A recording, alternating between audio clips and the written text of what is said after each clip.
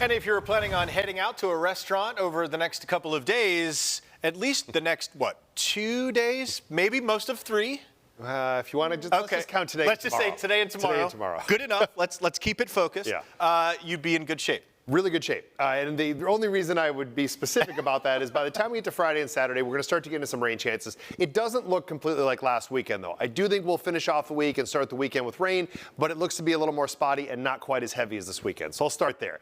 But for now, we've continued to see some of these shots that look brighter than they did yesterday. At times, you get a little bit less gray and a little bit of blue showing up in the cloud cover. We're not likely to go fully clear, but still, we're seeing some of these breaks. And they're meaningful after days and days worth of gray sky, which usually, we expect come December and January, but not so much this time of the year yet.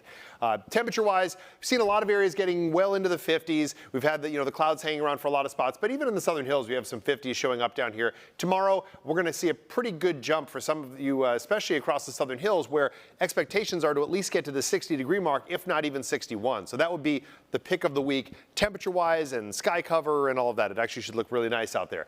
By the finish of the day tomorrow is where we start to see clouds rolling back in, dare I say. This is a really narrow break, which is why I've been sort of trying to rush this a little bit just to get to the sunshine, because it won't last that long. But breeze out of the southwest. We've had some gusts into the mid-teen mile-per-hour range throughout the day. I do expect this to not be much of a factor overnight tonight, but we will lose a good bit of what's left of this cloud cover. And you see a whole bunch of breaks showing up in here. There's still some thin clouds over our northern counties, but overall, you can see the breaks. And then you start to see this next system trying to roll towards us.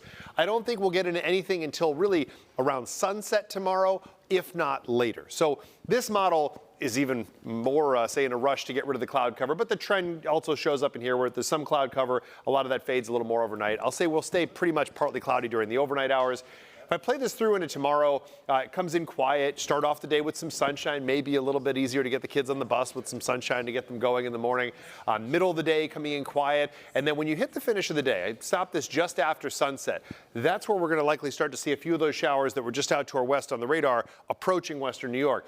These aren't likely to do a whole lot, but Thursday night into Friday morning, you may find some spotty coverage, say around 1/100 of an inch here and there, no big time numbers, but that's where the rain opportunities begin. So Friday, I'd bank on dodging at least a few showers. There's tonight, temperatures very similar to the last couple of nights, but the key thing is we'll see some bigger breaks in the cloud cover. And it should be dry out there. I don't have to talk about mist or any of that stuff. Tomorrow looks good pretty much throughout the daytime hours. Once we get to the evening is where that opportunity for a shower starts to work its way closer to us. But I still think pretty much the entire day should be quiet out there. Breeze out of the south will help places like Buffalo warm up a little bit more than others. But you're still looking pretty good out there with some gusts into the lower 20-mile-per-hour range.